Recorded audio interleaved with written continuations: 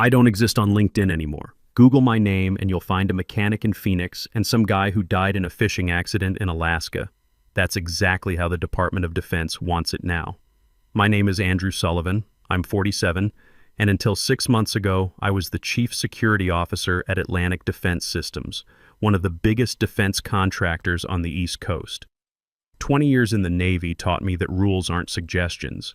They're the difference between mission success and congressional hearings.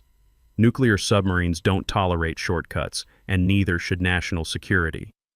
But I learned the hard way that corporate America has different priorities. The morning everything started falling apart, I walked into my windowless office carrying a stack of medical bills and the weight of my wife Michelle's stage 2 breast cancer diagnosis. The oncologist had been clear: aggressive treatment, 6 months of chemo, and I needed to be there. We'd been married 22 years, and I wasn't about to let some corporate deadline take priority over her life. My desk was organized with military precision, every document in its place, security logs updated daily. But Jennifer Ward, our 35-year-old program director, was leaning against my doorframe like she owned the place. Jennifer got her MBA from some school that advertises during daytime TV and thinks disruption is a business strategy. She'd been fast-tracked to management because she spoke the corporate buzzword language fluently, not because she understood defense contracting. "Andrew, the backbone of our operation," she said, her voice echoing off the soundproof walls. "We need to discuss next month's audit timeline. The $400 million Aegis contract."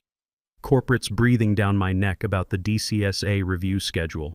She gestured toward the medical appointment reminders on my desk like Michelle's cancer was a scheduling inconvenience rather than a fight for her life. "The Defense Counterintelligence and Security Agency review is 8 weeks out," I said, logging into my workstation with my 24-character password. "Everything's green across the board. I completed the preliminary security posture assessment last night. All clearance holders are current. Document handling procedures are compliant."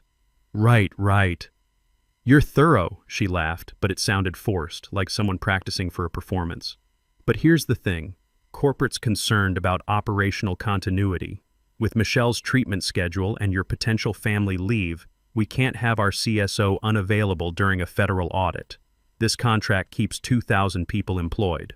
I stopped typing. The cursor blinked steadily, like a heartbeat on life support. "You mean the Family Medical Leave Act that I'm legally entitled to under federal law?" "Semantics, Andrew. We need to be proactive. I'm thinking we start transitioning some of your security responsibilities early. Get Ryan Torres up to speed, maybe cross-train him on the classified systems access." I looked across the bullpen to Ryan's desk. 26 years old, fresh out of college, and his biggest accomplishment was figuring out our new network printer. The kid had a secret clearance that barely qualified him to handle routine administrative documents, let alone manage top-secret SCI weapon systems data. "Ryan doesn't have TS-SCI eligibility," I said, my voice dropping to the register I used to use when explaining reactor safety protocols to overconfident ensigns. "He's not qualified to be acting CSO. The Pentagon auditor expects my signature on classified weapons specifications. If they see Ryan's credentials on SAR data, we don't just lose the contract, we face federal prosecution for security violations." Jennifer's corporate smile started cracking around the edges. "You're being inflexible, Andrew. That's always been your problem. You think following every regulation is more important than business continuity. The real mission is keeping this division profitable. We need team players who understand the bigger picture." "The mission is protecting national security," I said, turning my chair to face her fully. "And my wife's cancer treatment isn't a flexibility issue. It's life and death. I'll prepare comprehensive transition documentation for a qualified interim CSO when we identify one. But I'm not transferring my security tokens to an uncleared junior analyst because you're uncomfortable with proper federal protocols." The temperature in the room seemed to drop 10 degrees. Jennifer stared at me for a long moment, and in that silence I heard the hum of classified servers and the distant sound of my career being fed into a paper shredder. "Okay, Andrew," she said finally, her voice taking on a predatory edge. "Handle it your way. Just make sure everything's documented properly. Corporate wants full accountability." She walked away, leaving behind the scent of expensive perfume and corporate backstabbing. I put my hand on Michelle's latest pathology report. The cancer markers were responding to initial treatment, but the chemotherapy was brutal. She needed me focused on her recovery, not fighting bureaucratic wars with someone who viewed federal security regulations as suggestions rather than laws. But when I tried to access the HR portal to update my family leave documentation, my access credentials were grayed out. System maintenance, probably.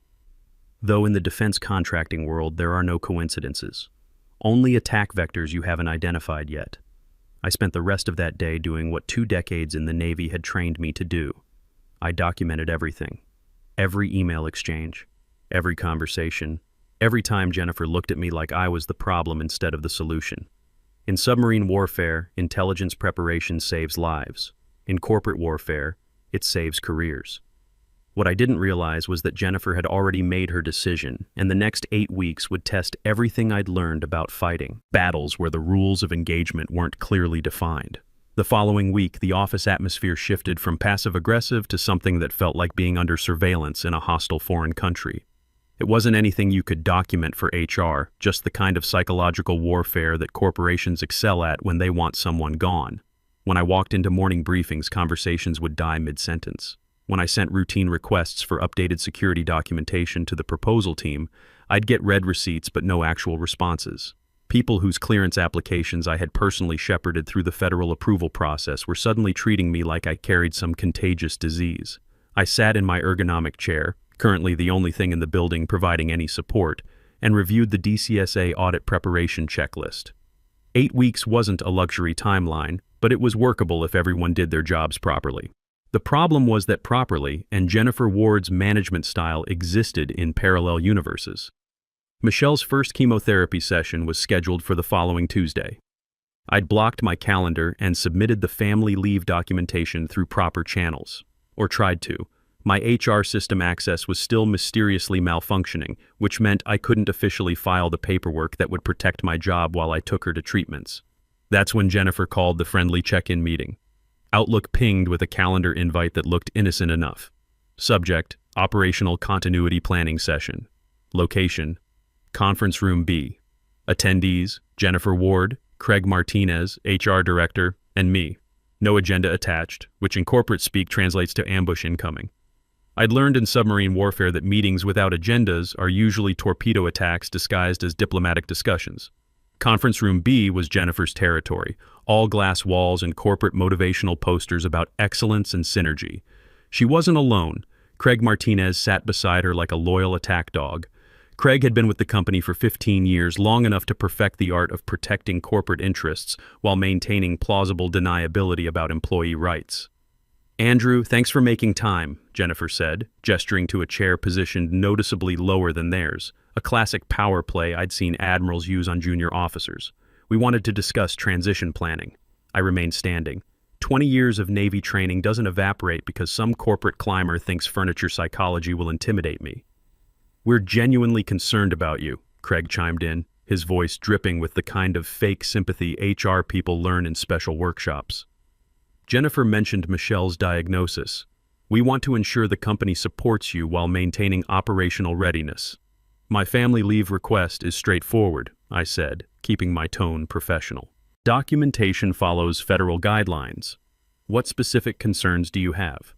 "The concern," Jennifer interrupted, leaning forward with predatory focus, "is timeline risk. If Michelle's treatment gets complicated, and cancer treatment often does, and you're unavailable during the federal audit, we're potentially looking at contract suspension. That's $400 million and 2,000 jobs at stake." She paused for effect, like she was delivering a crucial plot point in a corporate thriller. "You need to transfer CSO credentials to me today. Full system access, security tokens, the complete package. I'll handle the role temporarily until you're back and we can hire a permanent backup." The words hung in the air like smoke from a weapons malfunction. I actually felt my blood pressure spike, not from anger, but from the sheer audacity of what she was proposing. "Jennifer," I said slowly, "you currently hold secret-level clearance. This contract requires top secret with sensitive compartmented information access. You are literally prohibited by federal law from accessing these systems. The computer won't even allow me to input your credentials without triggering security violations." Jennifer's corporate smile vanished completely. "I run this program, Andrew. I don't need lectures on federal regulations from someone who's planning to abandon his responsibilities during the most critical audit of the year." "Abandon?" The word came out sharper than I intended. Supporting my wife through cancer treatment is abandoning responsibilities? Look, Craig interjected, consulting his legal notepad like it contained sacred scriptures. Refusal to follow direct management instructions regarding business continuity can constitute grounds for immediate termination under company policy, and refusal to commit federal crimes, I shot back, is grounds for a whistleblower complaint under the False Claims Act. Would you like me to document this conversation as a formal request to violate the National Industrial Security Program Operating Manual? Because I can draft that memo right now and copy the Department of Defense Inspector General. The silence that followed was so complete, I could hear the HVAC system cycling and the distant hum of classified servers processing data that Jennifer would never be authorized to access. Jennifer's face had turned an interesting shade of red, the kind corporate executives get when their authority is challenged by people who actually understand the regulations they're trying to circumvent. "Fine," she said through gritted teeth. "Handle it however you think best, Andrew. But remember, this company values team players who find solutions, not obstacles. We'll expect comprehensive transition documentation within the week."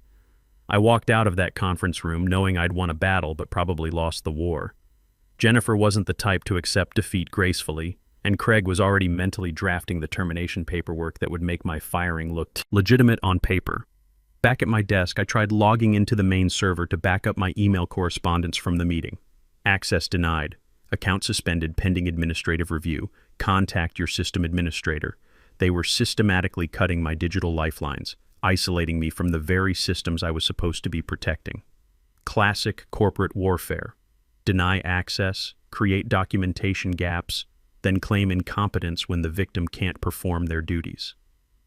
I opened my physical safe, a military-grade security container that only I had the combination to, and began extracting hard copies of every security audit, clearance approval, and compliance record from the past year. If they wanted to lock me out of the digital world, I'd make sure the paper trail told the complete story. My personal phone buzzed with a text from Michelle. "Chemo moved to Thursday. Dr. Morgan wants additional blood work first. Love you." I stared at the message, calculating timelines. Jennifer would probably make her move before Michelle's treatment started. Corporate predators always strike when they think their victims are most vulnerable. What Jennifer didn't understand was that vulnerability can be a tactical advantage if you're prepared to use it properly. 3 days later, the inevitable happened. I arrived at the office to find my badge access had been revoked overnight. The security guard, Tommy Martinez, a good guy I'd known for 5 years, looked embarrassed as he handed me a temporary visitor pass. "Sorry, Andrew. Orders from upstairs. Something about a security review." Security review. That was rich, coming from people who wanted to hand classified weapons data to someone with a secret clearance. I made it to my office to find a manila envelope on my desk. Corporate letterhead, HR seal, the works. Inside was a termination letter that was a masterpiece of legal language designed to avoid lawsuits. "Dear Mr. Sullivan, due to operational requirements incompatible with your current personal circumstances, your employment is terminated effective immediately. This decision reflects business continuity needs during critical contract periods. Operational incompatibility." They'd found a way to fire me for having a wife with cancer without actually saying it. But Jennifer had made one critical error. In her rush to get me out before I could cause problems, she'd forgotten that someone still needed to actually manage security for the audit. And with only 5 weeks left before the DCSA review, there was no time to get anyone properly cleared. I grabbed my personal items, family photos, Michelle's appointment reminders, and a coffee mug from my old submarine, and walked out with as much dignity as I could muster. But I wasn't leaving empty-handed. The previous night, I'd made copies of every security violation report, audit discrepancy, and compliance issue from the past 18 months. 20 years in the Navy had taught me that intelligence, preparation, wins wars. I drove home to Michelle, who was reading on the couch between nausea waves from her second chemo session. She looked up as I walked in at 10:30 a.m. still wearing my suit. "How was work?" she asked, then saw my expression. "Oh." Jennifer found her excuse, I said, sitting beside her. "Terminated for operational incompatibility." Michelle was quiet for a moment, then smiled grimly. She has no idea what she just did, does she? Not yet, but she will. I spent the next 2 days setting up my war room in our home office. Michelle would bring me coffee and sandwiches while I organized evidence into timelines. The discrimination, the illegal security requests, the systematic isolation, the wrongful termination. But I needed confirmation that Jennifer was actually going to attempt the fraud. Corporate executives talk big, but following through on federal crimes requires a special kind of stupidity. I called Scott Warner, my old mentor from my first Pentagon assignment. Scott had spent 30 years in naval intelligence before transitioning to the CIA, then retiring to consult on defense security issues. If anyone understood how these systems worked, it was him. We met at Frank's Diner off Route 50, the kind of place that serves real coffee and doesn't care if you occupy a booth for 3 hours discussing classified system vulnerabilities. So they cut you loose right before a major audit, Scott said, cutting into eggs over easy with surgical precision. That's either impressive stupidity or brilliant strategy. Which do you think? Stupidity. Jennifer needs someone to sign off on classified documents, but she can't get anyone cleared in 5 weeks. Background investigations take 6 months minimum for TS/SCI. She has to pretend I'm still active, just on medical leave. Scott nodded thoughtfully. So she'll list you as the CSO on the audit paperwork, then hope the auditor doesn't ask too many questions. Exactly. False statements to federal investigators. That's Title 18, Section 1001. 5 years in federal prison. I still have contacts in the DCSA regional office, Scott said, wiping his mouth with a paper napkin. Can't get you the actual audit file, that's classified, but I can find out who they've listed as the primary security contact. 2 days later, Scott texted, "Ghost confirmed. Your name's on the paperwork." I stared at the message, feeling a cold satisfaction settle in my chest. Jennifer had done it. She'd officially committed federal fraud by representing me as an active employee on documents submitted to the Defense Counterintelligence and Security Agency. I walked to my evidence wall and pinned Scott's text next to Jennifer's termination letter. The trap was set. But I needed an inside source, someone to tell me when the auditor arrived and when the hard questions started. That's when I thought of Ryan Torres. Ryan was scared, overwhelmed, and desperately trying to impress Jennifer. More importantly, he was young enough to overshare on social media without thinking about operational security. I found his Instagram account. Recent post, a picture of late-night pizza boxes with the caption, "Audit Prep Grind. Jennifer's got us rewriting security logs to fix timeline gaps. Defense contractor life, rewriting security logs." They weren't just committing document fraud. They were actively tampering with federal security records. Jennifer was digging herself so deep she was going to hit bedrock. I sent Ryan a direct message, keeping it friendly. "Saw your pizza post. Don't let Jennifer work you too hard during audit prep. Remember, if timestamps don't match server records, auditors always catch it. Just looking out for you. Read immediately." Typing indicators appeared, stopped, started again. Andrew. OMG, it's insane here. Jennifer's freaking out because the audit's next week. She's using your old login credentials. Made it to reset your password. She said you're working remotely because of Michelle's medical stuff. That's okay, right? No, Ryan, that's definitely not okay. That's impersonation of a federal security officer, unauthorized access to classified systems, and conspiracy to commit fraud. But keep talking. Just document everything carefully, I replied. When the auditor shows up, make sure you tell him exactly who's actually in the office. The audit was scheduled for Monday morning. Michelle's treatment had been moved to Tuesday, which meant I'd be free to watch Jennifer's world collapse in real time. I spent that weekend making final preparations. Every piece of evidence cataloged, every timeline verified, every federal regulation cross-referenced. Scott had given me the direct number for the DCSA Inspector General's office, a hotline that took security violations very seriously. Sunday night, I sat with Michelle on our back porch, watching the sun set over the neighborhood that my defense contractor salary had helped us afford. "Are you sure about this?" she asked, holding my hand. "Once you make that call, there's no going back." "They fired me for wanting to take care of you," I said. "Then they committed federal crimes to cover up their incompetence. Some bridges are supposed to burn." Monday morning, I positioned myself at a coffee shop across the street from Atlantic Defense Systems, with a clear view of the visitor parking lot. At 8:45 a.m., a black government sedan pulled up. A man in a gray suit emerged, carrying a briefcase and walking with the unmistakable gait of a federal auditor.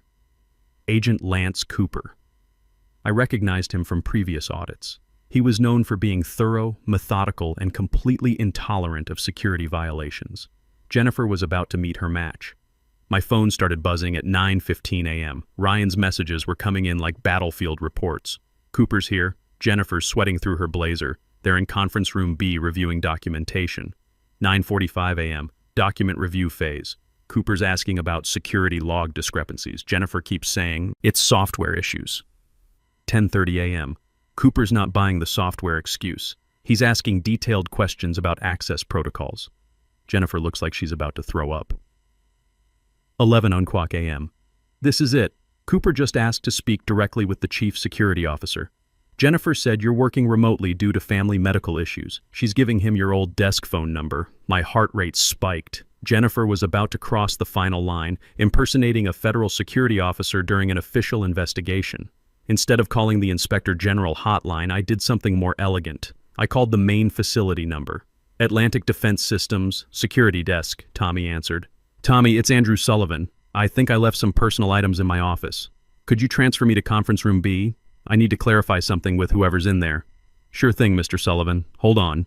Tommy didn't know about the termination. He just knew me as the CSO who'd helped him get his clearance upgraded last year. The phone rang once, twice. Then the conference room speaker clicked on. Yes? Jennifer's voice, tight with stress. Hello, Jennifer, I said, my voice carrying clearly through the conference room speaker system. This is Andrew Sullivan. I'm calling to clarify something for the record. Dead silence. Complete audio vacuum. Since I was terminated from Atlantic Defense Systems 3 weeks ago, and my security clearance has been administratively suspended, I'm confused about why my name appears on documents you're currently presenting to the federal auditor. Could you explain that? A different voice cut through the static. Who is this? This is the former Chief Security Officer, Agent Cooper. The person sitting across from you just committed federal fraud by representing me as an active employee with current security clearance. I'm currently in possession of documentation proving systematic violations of the National Industrial Security Program Operating Manual. I paused, letting that sink in. Would you like me to bring my evidence folder over to discuss this properly? The line went dead. Jennifer had hung up. Through the coffee shop window, I watched conference room B like it was a nature documentary. For 30 seconds, nothing happened. Then the blinds snapped open violently. A silhouette, Jennifer, was frantically looking out across the parking lot.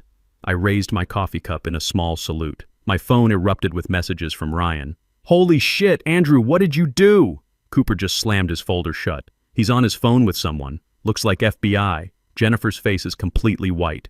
There are federal agents walking into the building right now. I didn't reply. I was watching a convoy of black SUVs pull into the visitor lot. When classified facilities are compromised, the federal response is swift and overwhelming. I drove home to Michelle, who was having a good day between chemo cycles. She was organizing our medical bills at the kitchen table, calculator in hand. How did it go? She asked, looking up from insurance paperwork. Better than expected, I said, sitting down across from her. Jennifer just learned that federal auditors don't appreciate being lied to. What happens now? Now we wait for the lawyers to call. The call came 6 hours later, not from Jennifer or Craig, but from Kevin Brennan, Atlantic Defense Systems General Counsel.